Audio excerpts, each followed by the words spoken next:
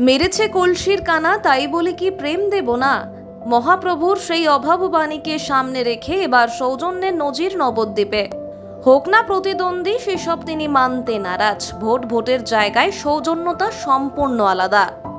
নবদ্বীপ বিধানসভার ভালুকা এলাকায় তৃণমূলের বুথ অফিসে গিয়ে হাতে জপমালা নিয়ে বসলেন নবদ্বীপের বিজেপি প্রার্থী শ্রুতিশেখর গোস্বামী। ভোটের সকালে এমন কাণ্ড দেখে হতবাক সকলেই। লড়াইয়ের ময়দানে এ কেমন সৌজন্যতা বিজেপি প্রার্থীর?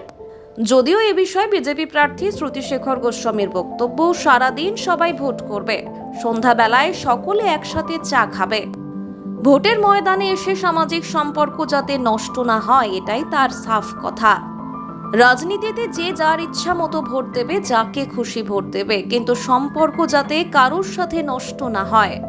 হাতে কৃষ্ণ নামের জপমালা আর কৃষ্ণ নাম করতে করতেই সমস্ত বুথ পরিদর্শন করছেন তিনি।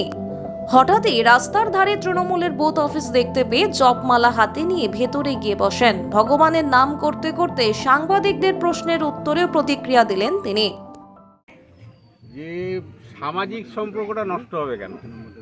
সারা দিন যে যার রাজনীতি করবে, সন্ধ্যাবেলা একসঙ্গে বসে চা খাবে। সেখান থেকে সামাজিক সম্পর্কটা যেন ভেঙে না যায়। রাস্তায় দেখলে একজন, আমার এক দাদার বন্ধুর কথা বলছি, আমি বাজারের পাশ দিয়ে যাচ্ছি, তো তিনি তৃণমূল করেন, তো আমি তাকিয়েছি যে দেখে হাসবো বলে, দিয়ে মাথাটা নিচু করে চলে গেলেন। তো এত খারাপ লাগলো আমার যে ব্যক্তিগত সম্পর্কটাও নষ্ট হয়ে যাবে।